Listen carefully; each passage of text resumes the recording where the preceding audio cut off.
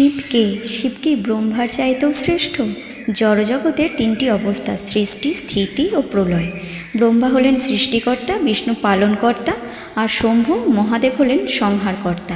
সমগ্র জড়জগৎ জড় প্রকৃতির তিনটি গুণের দ্বারা নিয়ন্ত্রিত হয়। সত্যগুণের অধীশ্বর বিষ্ণু, রজগুণের ব্রহ্মা এবং তমগুণের অধীশ্বর শিব। শিব শব্দটির অর্থ হল মঙ্গলময়। তা সত্ত্বেও শ্রীমদ্ ভাগবতের বর্ণনা থেকে আমরা জানতে পারি ভগবান শিবের নির্মল স্বর্ণাভ দেহ ভস্মের দ্বারা আচ্ছাদিত। তার জটাজুটো শ্মশানের ধূলির প্রভাবে ধূসর বর্ণ। তিনি সন্ধ্যাকালে ভূতগণ পরিবেষ্টিত হয়ে তার বাহন বৃষভের পিঠে চড়ে ভ্রমণ করেন, অথচ ব্রহ্মার মতো মহাপুরুষেরা তার শ্রীপাদপদ্মে নিবেদিত পুষ্প মস্তকে ধারণ করেন। একটি উল্লেখ্য বিষয়, প্রকৃত ভগবান ব্রজেন্দ্রনন্দন কৃষ্ণ।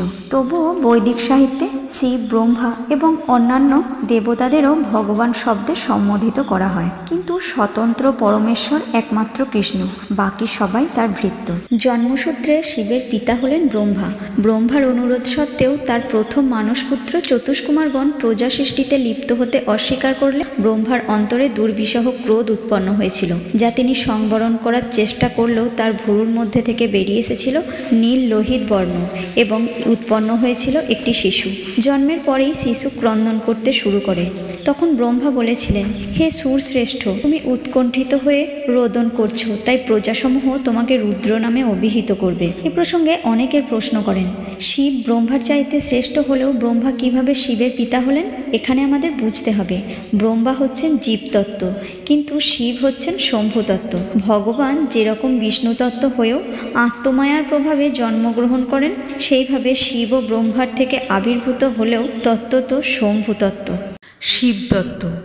শিব জীবতত্ত্ব নন, শিব বিষ্ণুতত্ত্বও নন। শিব হচ্ছেন বিষ্ণুতত্ত্ব ও জীবতত্ত্বের মধ্যবর্তী শিবতত্ত্ব বা শম্ভুতত্ত্ব। বিষ্ণুতত্ত্বের মধ্যে 60টি দিব্য গুণ প্রকাশিত হয়। শুদ্ধ জীবাত্মার মধ্যে সর্বাধিক 50টি দিব্য গুণ প্রকাশিত হয়, আর শিবতত্ত্ব বা শম্ভুতত্ত্বের মধ্যে 55টি দিব্যগুণ প্রকাশিত হয়। এই জড়জগৎ ভগবানের বহিরঙ্গা শক্তি সম্ভূত। বহিরঙ্গা শক্তি জড় হওয়ায় স্বতন্ত্ররূপে কিছু সৃষ্টি করতে সমর্থ নয়। ঠিক যেমন মাতা পিতা সহায়তা বিনা সন্তান উৎপাদন করতে পারেন না, ভগবান তার দৃষ্টির মাধ্যমে চিৎ জগৎ থেকে ভগবৎ বিমুখ জীবাত্মাদের জড়জগতে প্রেরণ করলে জড়জগতে সৃষ্টির সূচনা হয়। এই জড় সৃষ্টির প্রথম জীব ব্রহ্মা। এই দৃষ্টি বা ঈক্ষণ সম্বন্ধে ঐতেরেয় উপনিষদে বলা হয়েছে। ভগবানের দৃষ্টিকেই বলা হয় শম্ভু।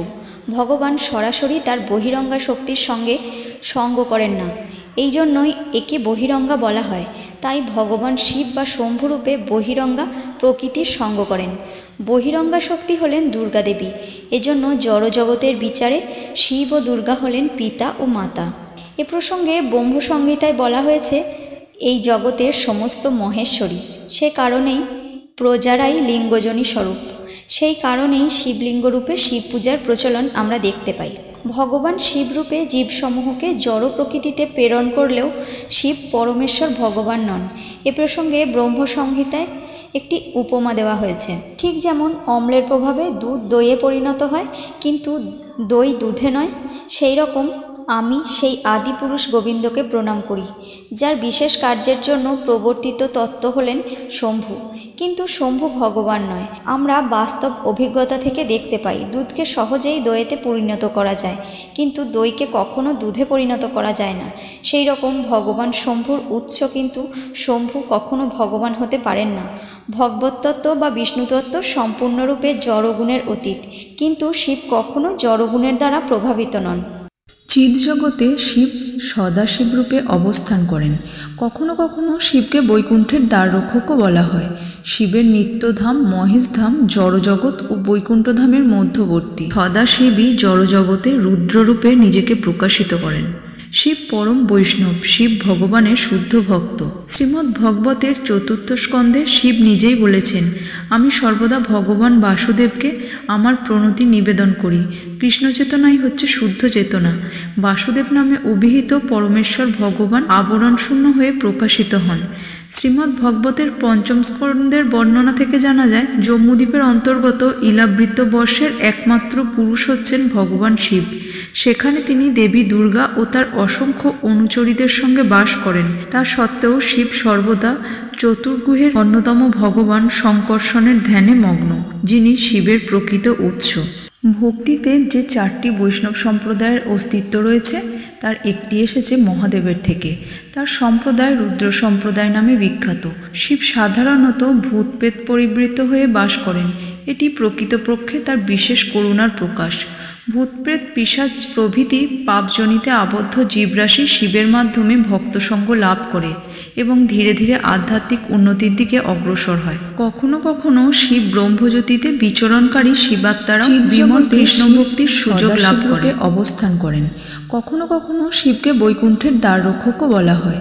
শিবের নিত্যধাম মহেশধাম জড়জগৎ ও বৈকুণ্ঠধামের মধ্যবর্তী। সদাশিবই জড়জগতে রুদ্ররূপে নিজেকে প্রকাশিত করেন। শিব পরম বৈষ্ণব, শিব ভগবানের শুদ্ধ ভক্ত। শ্রীমদ্ ভগবতের 4th স্কন্ধে শিব নিজেই বলেছেন, আমি সর্বদা ভগবান বাসুদেবকে আমার প্রণতি নিবেদন করি। কৃষ্ণ চেতনাই হচ্ছে শুদ্ধ চেতনা। বাসুদেব নামে অভিহিত পরমেশ্বর ভগবান আবরণশূন্য হয়ে প্রকাশিত হন। শ্রীমদ্ ভগবতের 5ম স্কন্ধের বর্ণনা থেকে জানা যায়, জম্মুদ্বীপের অন্তর্গত ইলাবৃত্ত বর্ষের একমাত্র পুরুষ হচ্ছেন ভগবান শিব।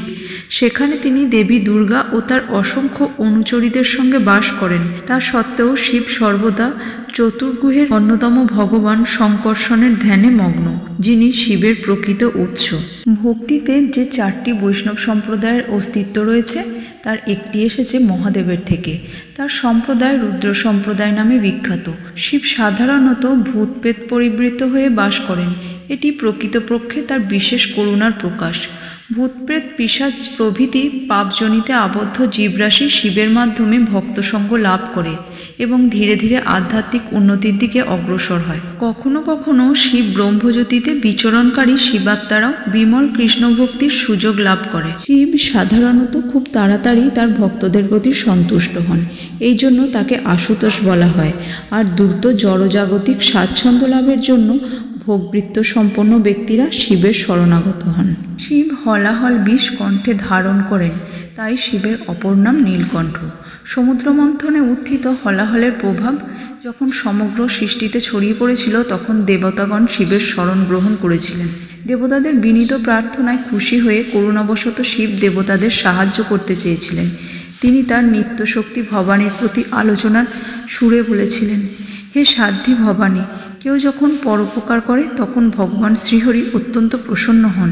তখন আমিও অন্যান্য প্রাণীসহ প্রসন্ন হই, তাই আমি এই বিষ পান করব, আমার দ্বারা সকলের মঙ্গল সাধন হয়। এই কথা বলেই শিব সেই বিষ করতলে গ্রহণ করে পান করেছিলেন। ক্ষীর সমুদ্র থেকে উৎপন্ন সেই বিষ মহাদেবের কণ্ঠে একটি নীল রেখা উৎপন্ন করেছিল। সেই রেখাটি মহাদেবের ভূষণ বলে মনে করা হয়।